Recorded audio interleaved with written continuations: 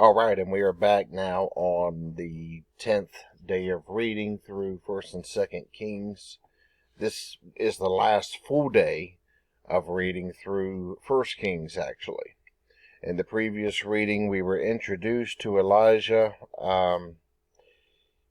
saw the unprecedented kind of activity there, and I left off with the reflection question, wondering how much good can he do? Can he be instrumental in reversing the downward spiral? Well, where we had left off at, Elijah had killed 850 of the false prophets. Jezebel finds out about it, and she's going to make an oath to her gods to kill Elijah. And he is going to run. And while he is on the run, there's a couple of unusual things that happens to him.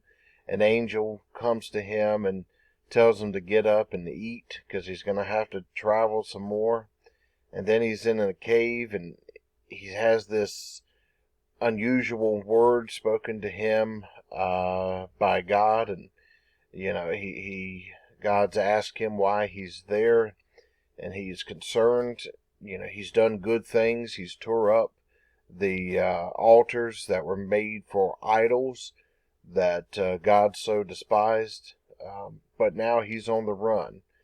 And he's going to see these strange and mysterious things, a windstorm and landslides and earthquake and fire. All that before he's going to go and anoint Jehu, king of Israel, and then start to transition to give over the mantle to Elisha.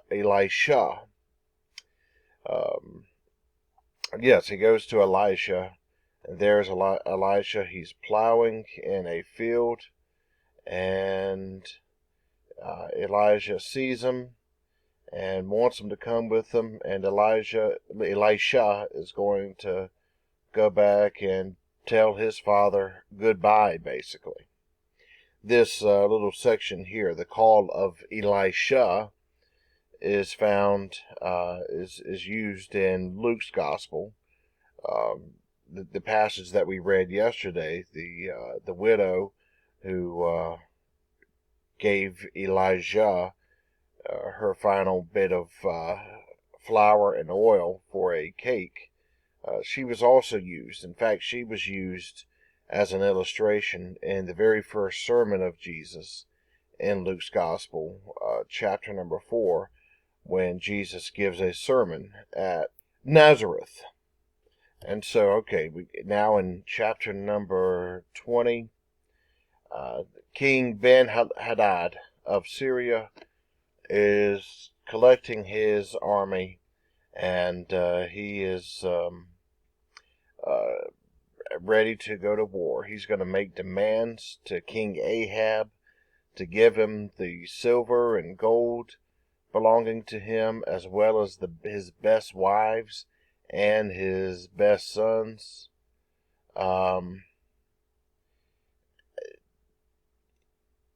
Ahab is going to acquiesce. However, the leaders of the people encourage Ahab not to acquiesce. And so then he's going to end up letting Ben-Hadad know that that he is ready to fight. And they have a little bit of a sparring of words, an honor challenge of words, and they're going to get ready to go to war. And a prophet is going to visit Ahab and remark how impressive the army is of the Syrians. However, God is the one who's able to give them over and give Israel the victory. And so even though there's Ahab, who is the evil king, God is going to give the victory over Ben-Hadad. And the armies of Syria flee. Well, then it's going to come around to spring. It's going to come around the seasons. War would be conducted in certain seasons. when it wasn't the growing season. Obviously, in agrarian culture, the men needed to farm, and so during the farming season, they wouldn't go to war. But after harvest, that they would go to war. And so Syria is ready to fight again. They believe that the reason why they lost is because they fought in the hills. The text might say the mountains that you're reading, but as we would know it, it's hills. There's no real mountains, so to speak, there in Israel. So the Syrians think that God was able to protect them because they were in the mountains, but if they fight on the plains, then the Syrians will be able to defeat Israel. Once again, God is going to show up and protect His honor and give victory over the Syrians, and so much so that the Syrians end up putting on sackcloth and go into a certain sense of mourning. It's kind of like waving a white flag. Is giving a signal of unconditional surrender. It's begging for their lives.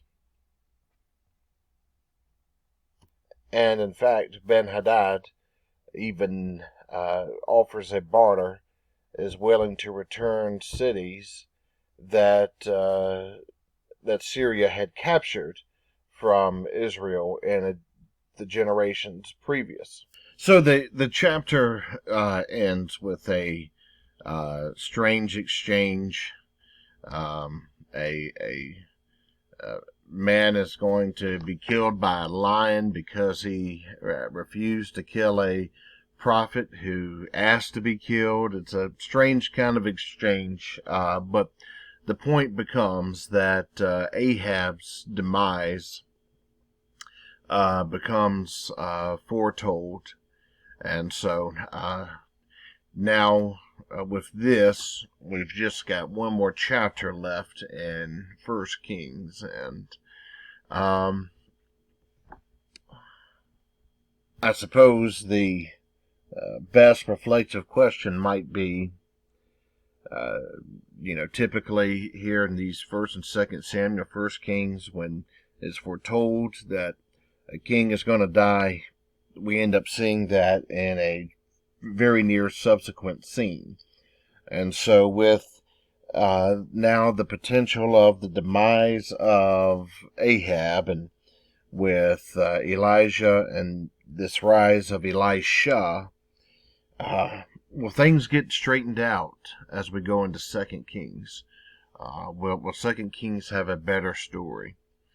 One other thing to note, I mentioned earlier in this video that different parts of the Elijah and Elisha narratives here were used by Luke in the New Testament.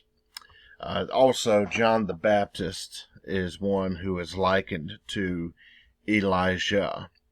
And so that as we read through Elijah, it's, there's echoes of this in the narrative of John the Baptist, just kind of concerning the role that John would play. And part of that, as we see here, is standing up to wicked rulers. All right, with that, I'll leave you for the weekend, and I'll catch you on Monday.